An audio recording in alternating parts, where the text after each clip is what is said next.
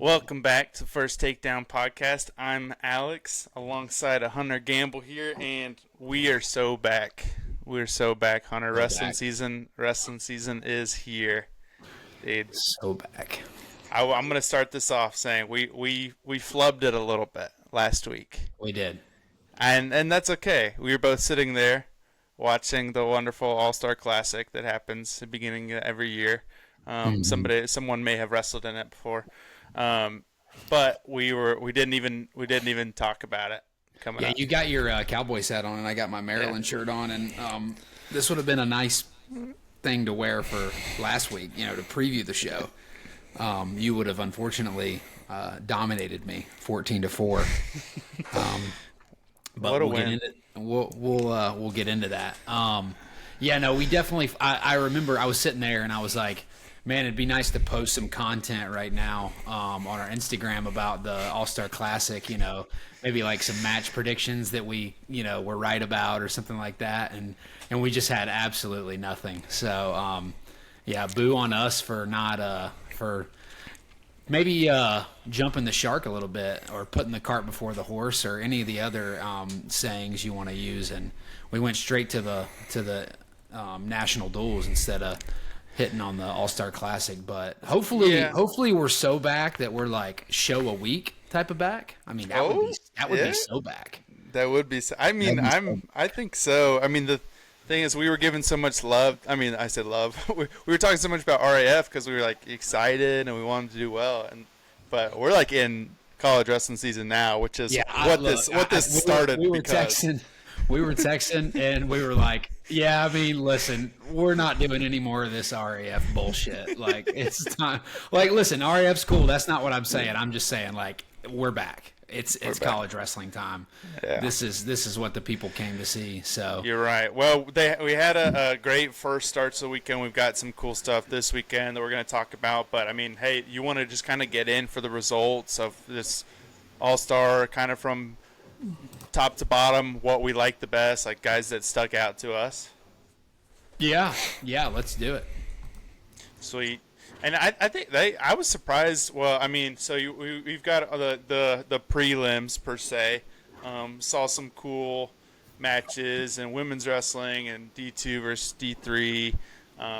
With the D3 getting the win, right? So that's cool. But when you get into like the main card, so to speak, I was surprised that did Swiderski versus McNeil first. I was like, oh shoot, we're getting right to that action.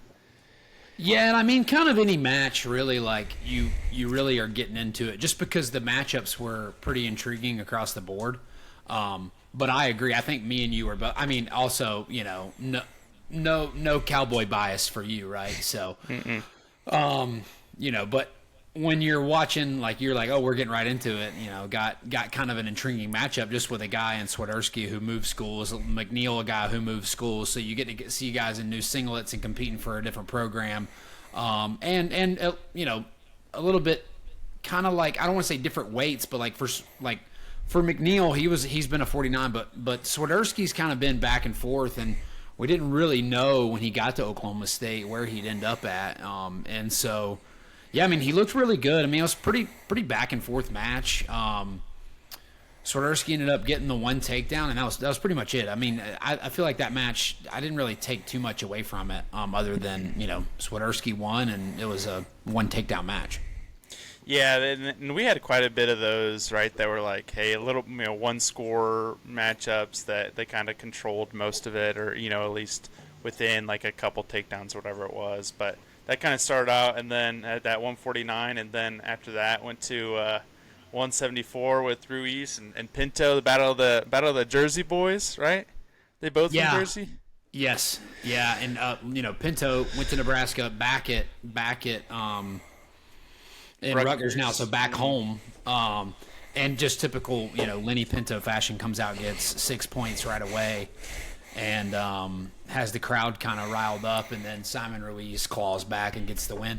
I mean, you kind of, if you project that match out, you probably figure Simon Ruiz wins it most of the time. But if you just started down 6-1 or 6-2 or whatever it ended up at, You think that Lenny probably gets a few of those, right? Like, just if you start the match at that point, like 6-2 or 6-1, you probably think that maybe he gets a few of those. So, honestly, if you're Ruiz, I think you got to be feeling really good about coming away with a win after being down that many points, and then just kind of basically shutting Pinto out from there. Yeah, and I think he's one that still is like impressing because he was a freshman last year, sophomore this year, just like a young guy that's gonna do well at 174, and I think one of Cornell's like top guys right now as far as like Yeah, he could rankings make go. the finals, man. And I mean, he really could make the finals. I think him beating a guy like Levi is going to be hard. But he's the class of 174. He kind of feels like if someone's gonna make the finals, they'd have to go through him type of situation.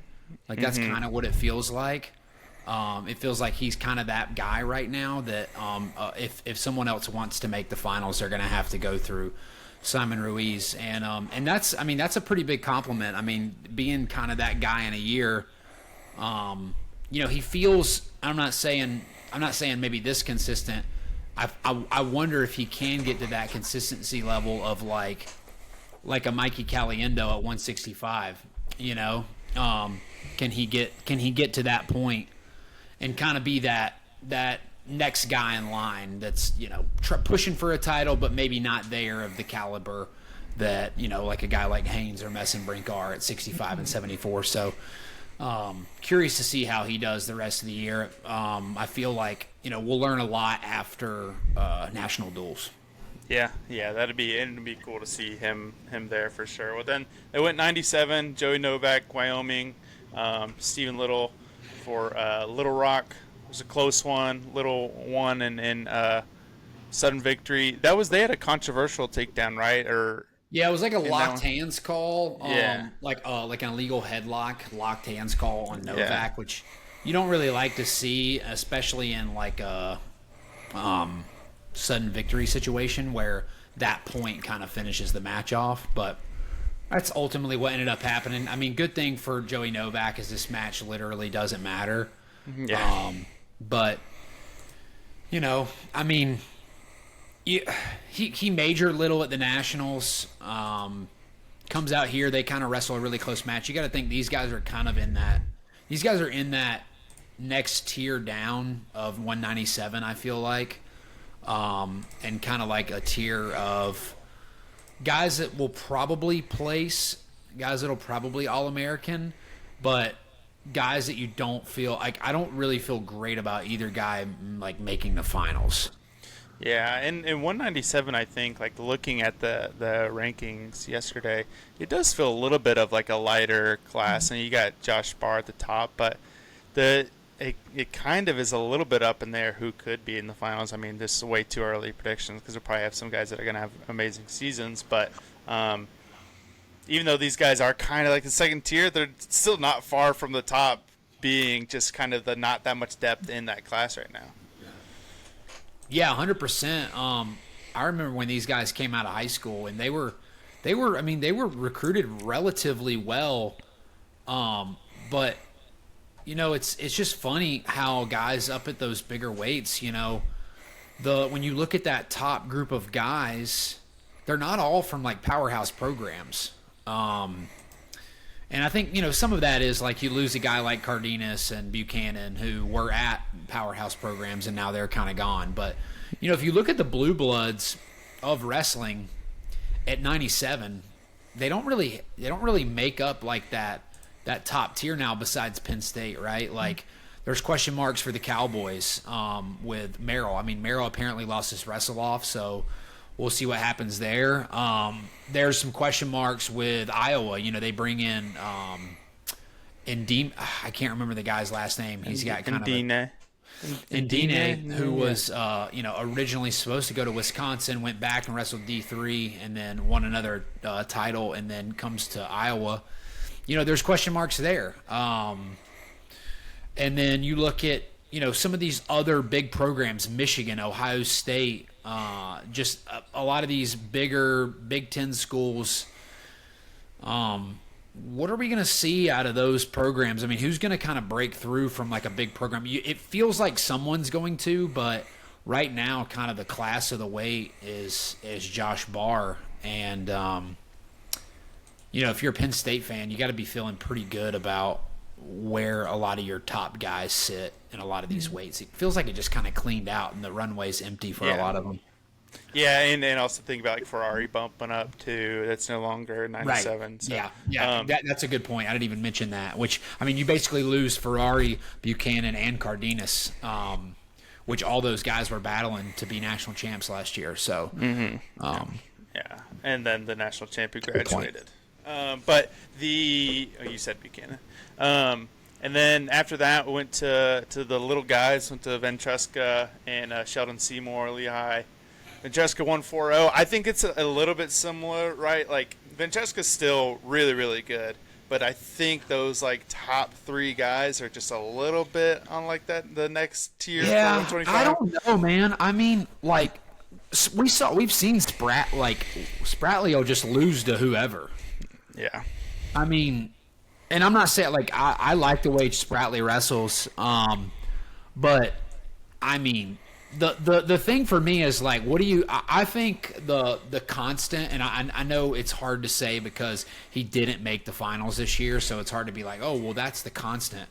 But to me, like the most consistent guy we're going to get this season, in my opinion, is going to be Luke Lillidahl.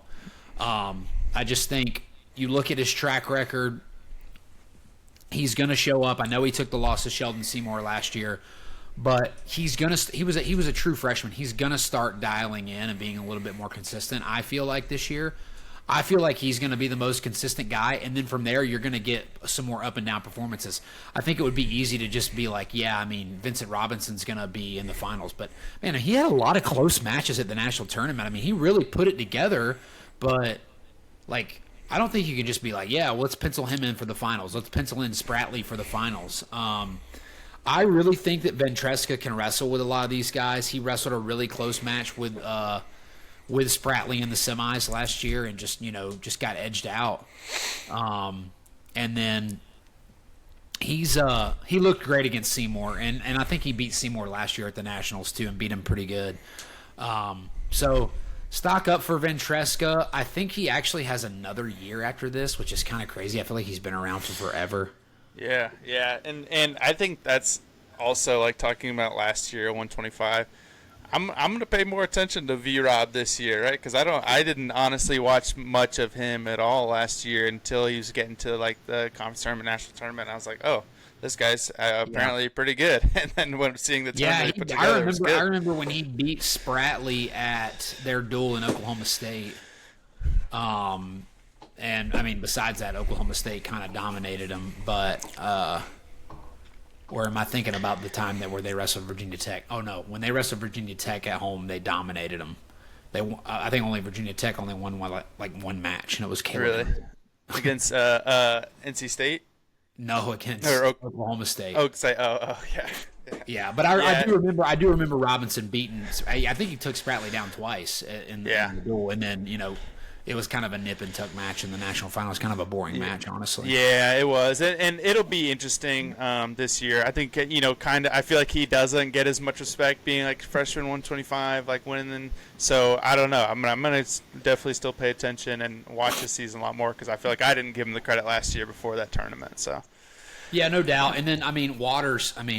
Waters against Cardenas. I was really impressed with Waters. I know he's up a weight. Cardenas is a really solid dude. If you've got enough wins over Meyer Shapiro, that's enough for me to know how good you are. And so, Waters going out and beating Cardenas was a huge win to me. And beat him, just kind of soundly. Just beat him in all positions. Pretty impressed with what he did there. I don't know if you have any other takes on that match. Not too much. Just I know we're going to hit on after this, but we've got the Stanford. Going to see him wrestling again this weekend or tomorrow night, Friday night duel. And same with the next guy. Same with Garvin, right? He goes out and actually gets the win. So you're kind of looking for Cardenas to bounce back. You're looking for Garvin to kind of continue what he looked like against Brignola. Honestly, Brignola's really impressed me. even in a loss, he was really close to a takedown on the edge in that match. And Garvin ends up, getting it and getting the win. But, I think you're starting to see Garvin kind of be a little bit more consistent, where you used to see him be a little bit more, I don't know, free-spirited, is that the word, in his wrestling? Yeah, I think that makes sense. And like, I just know always seeing his, like, name around, I'm like, okay, I know that guy's good, but, like, is he going to take this next jump of being able to be consistent? So, Yeah. we'll see. We'll see. And Yeah, he's got a fun one tomorrow night. Yeah, him and Lockett. I mean, hopefully they wrestle. I'd love to Yeah. see those guys wrestle. I mean, I think you always got to kind of preface it all with like, oh, if those guys wrestle, if they show up, which I think D's going to be there, and it just kind of is, is Garvin going to be there? And I don't see why he wouldn't. He looked really good last weekend. Yeah. Well, and then probably like the standout of the night, I think. I mean, and what seemed to everybody was talking about, was Zack Ryder's major decision over Jackson Smith at 184. It's wild.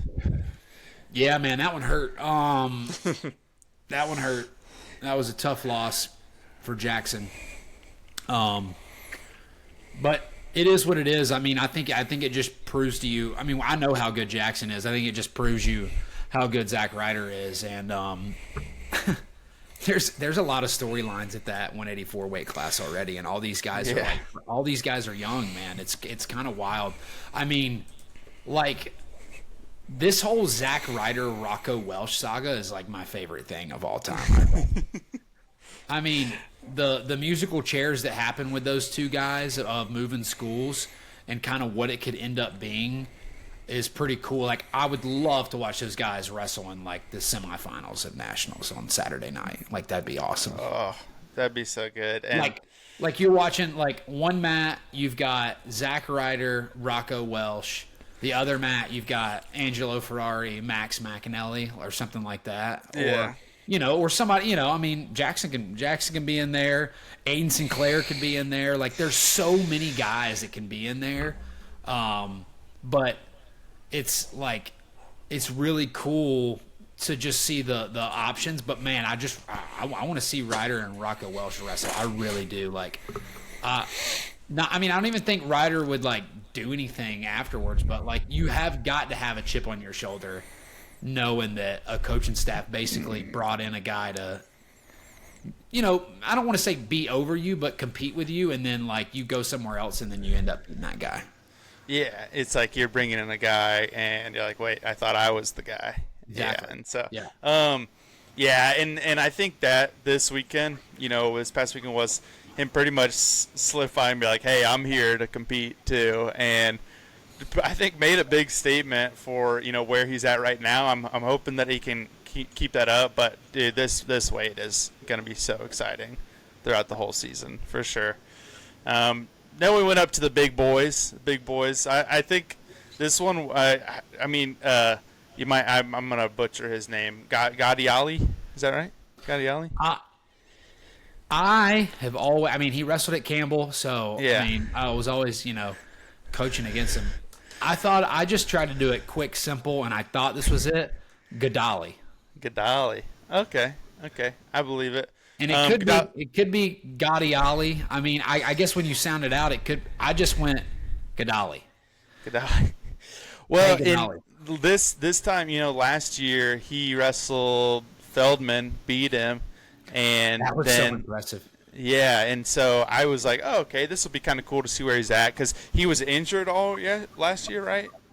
Yeah, and I think him and Younger, both of them. Now, obviously, they wrestled here. They both look very healthy. I'm not like insinuating anything, but like I think they both kind of took a step back a little bit. Like I'm sure they were hurt and dinged up, but they probably took a step back and said, all right, let's look at the landscape of what heavyweight is right now. It's Gable, Wyatt, Greg. Yeah. You're kind of sitting there going, only got one more year left, or, only got a little bit of time left. Should I throw my hat in the ring, or should I give myself a shot to win a national title next year? And nothing's guaranteed. I'm not saying that's, they're guaranteeing themselves a national title, but they knew it definitely was going to slim out after this year. So You know, I'm sure they were not 100% healthy. I think they both took a medical red shirt or something of the sort. Yeah. So that'll be interesting. I mean, both top 5 guys in heavyweight, and I think both hopefully staying healthy, like gonna be on the podium. But I mean, both of them, I think, still have a chance to win. I think Gadali. I think Younger kind of put it on him a good bit, won 8-1. Yeah, he did. Wasn't super exciting, just kind of putting points and scoring. I mean, he looked like himself at wrestling at heavyweight, but that's right. Then going to 133, the reigning national champ Lucas Bird, and then Dylan Chauver. Bird taking the win 7-1. Yeah, Bird he's continuing what he's been doing, and he looks great, and he's gonna battle again for a national championship. I do think he's got a lot more talent at the weight now. It just depends on what Penn State does, right? Like, who do they put out there? Do they put out a guy like if they run back Braden Davis again, then you don't really think there's a title threat for them at the weight. If they run Marcus Blaze out there, then you're probably sitting there going, okay, like there's a legit title threat at the weight now. And that could be wrong, but I just think we've seen enough from Marcus to know that he's probably going to be competing there against all those 133 pounders. And that decision probably wouldn't be till later on. Like, do you think they would have a decision before January, or depends on how the season goes? I think they're going to put him in a. You know what? They wrestled in the Black Knight Invite, the one up in Army, and they bring a few guys. I think they're doing that tournament again this year, in a few weeks. And normally they kind of put guys in a bracket and see how they do. And so maybe that's a little test for them. Just throw them in a bracket. I know they had a couple guys wrestle last year. I remember 2 years ago, K-Sac and Bo Bartlett wrestled at 41, which is crazy now with K-Sac being up at 57. But K-Sac and Bartlett wrestled at 41, and then K-Sac ended up going up when Shane Van Ness was out. That was 2 years ago. And they wrestled at the Black Knight Invite. I'm trying to think somebody else. I think Facundo and Messenbrink wrestled there. So, like, they've kind of used that as, like, maybe a little bit of a wrestle-off, like a tournament-style wrestle-off. Spoiler alert, I might be boots on the ground for that tournament. Yeah. Ooh, get a little sideline action. Up in New York, yeah. Because my mocks are going. And so, and then the Nittany Lions will be there. So I might have firsthand, of what some of these guys look like. Dude, the Mocs might have a pretty good season. Able to pull some good could. Guys in. So yeah, they pulled a bunch of transfers in. Well, we can talk about that at a different time. Yeah. Talk about that in conference season. Yeah. We got some time. All right, last one of the night. Reigning champ Jesse Mendez. What a stud. Kind of put it on Echemedia. I think that's it. That one fast too. Echemedia. Yes, Echemedia. Yeah. Jesse Mendez is just good. Yep. I think he's solidified after beating Bartlett again, and winning again. He's like, this is my weight class. Yeah, I think you got it. So I think when you talk Jesse Mendez, obviously he's taken a couple lumps the last 2 years, but then ended up winning it all when it matters. I think for him to take the next leap, it's got to be a little bit more consistency in the year, and then you can probably start having that conversation with him about maybe a Hodge Trophy. I don't know that he separated himself from the guys below him to get the bonus level that he's going to have to win it, to win a Hodge Trophy, because guys like Mitchell Messenbrink, guys like Levi Haynes are going to put up bonus points, and quite a few. So it's kind of one of those things where you don't know, but if you think if he just goes undefeated on the season, that he's going to have a good shot, just by the way he wrestles. Yeah, that's true. And like I said, we've still got some good guys in there. Brock Hardy's still going to be there. That's an interesting one. Maybe next pod, let's do way too early Hodge Trophy winners.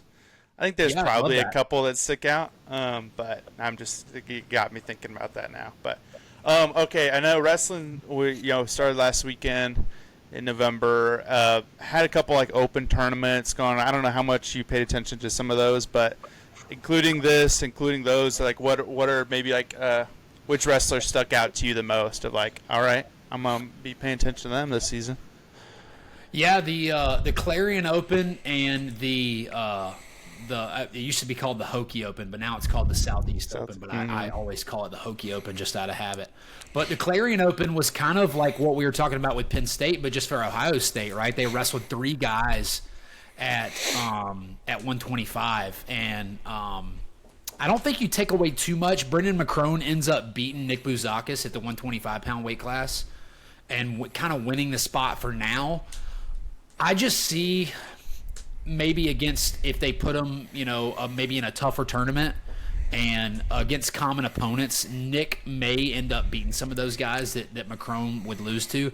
And I think you've seen Macron at the weight enough years and to say like, yeah, he does have that danger factor on top. But now that kind of guys know what he does, if you can avoid some of that top work and just wrestle him on his feet, he can give up a lot of points on his feet.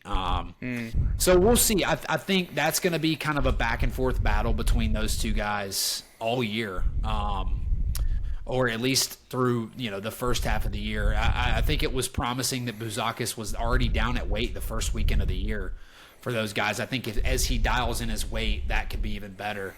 But then, I mean, to me, the main takeaway out of college season wasn't even college guys. It was high school guys. And I know that's crazy to say, but, man, Bo Bassett and Melvin Miller, I mean, what Bo Bassett did was really impressive. I really would have liked to see him wrestle Ethan Styles, and I know Ethan Styles took 2 losses, but I think when you're just saying, hey, you're going to go wrestle a guy that's already done it, he's already been an All-American, like we know he's at that top 6 caliber, then it starts to make you question, like, can Bo Bassett, like, can he go wrestle with any of these guys at the weight?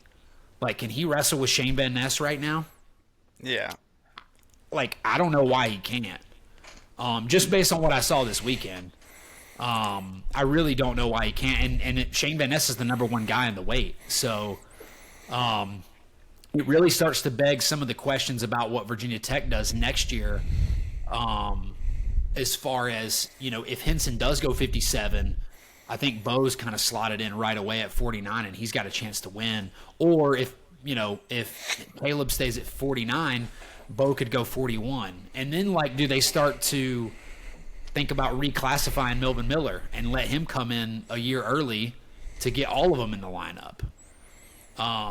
They're going to have a really good team next year. They really are. It's going to be kind of cool. I think this weekend solidified, like, okay, yeah, it makes sense why Caleb Henson is redshirting for the grade of their team, because their team is going to be good. I mean, he beat it. Jackson Joy, the Cornell freshman, had a really good tournament. Beat Ethan Styles. He's great. Jackson Joy's awesome. Yeah, but then I'm like, oh, I want to shout him out, but then he wrestled Bo Bartlett. Or Bo Bassett. I'm like, shoot, well, and it was like a hot knife through butter. It was ugly. It was really ugly, and it's kind of impressive. He's like a modern day. He feels like a modern day Brent Metcalf, but like more bonus. Yeah. And at a younger age. It's crazy. That is and then crazy. the other thing I'll hit on really quickly, and just, I mean, like Melvin beating Brandon Cannon as a junior in high school. Maybe that's not as impressive. Maybe it is, man. Dude, Brandon Cannon was in the Big Ten Finals last year. Yeah. And Melvin Miller's a junior in high school. If he stays a junior, and I don't know, he's really good, man. He's so good. I don't get the whole, like, I love that they're going to Virginia Tech. I love it. Like, but I feel like the whole Bassett sweepstakes thing happened, and like then all the big, now Nebraska ended up coming back in on him, but then like you kind of saw like a switch flip a little bit where he decommits from Iowa, and then it was like you would think I would have thought like, okay, like all the blue bloods are back in, Penn State's back in, Oklahoma State's back in, like the highest group of guys, and maybe he'll end up one of those. They both end up going to Virginia Tech, and so I'm just kind of like, wow, dude, that is a shot in the arm for that program. Yeah. Now I imagine, like, what if they would have gotten Jaden James to stay there the whole time? Because they had Jaden James committed there. If they could have got Jaden James to stay, Melvin Miller and Bo Bassett, and they keep Henson around for another, I don't know, just would have been really cool. It's really cool what they're doing right now. Maybe I'll try to call Caleb to figure out what's going on. I'll get Caleb on the show. Georgia boy. Maybe I can get Caleb on the show. That'd be he's redshirting, right? He might have a little bit extra time. No, I think he's wrestling the Bill Farrell, and once he does that, I'll say, all right, what's going on? We'll talk about the Bill Farrell. Figure out what's going on in Plattsburgh. I like it. The few guys that I think just like that I wrote down from this weekend. Number one, I still think like Zach Ryder just coming out strong. Hey, this is me at Oklahoma State. Had a great match to see his. The two that are just like the random ones, I was like, hey, I'm gonna give them little shout outs. Was the Minnesota heavyweight? Did you see the guy him wrestling Jimmy Mullen? His name's like Coy Hopke. Hopke. Yep. I was like, okay, Minnesota still is gonna be good at heavyweight.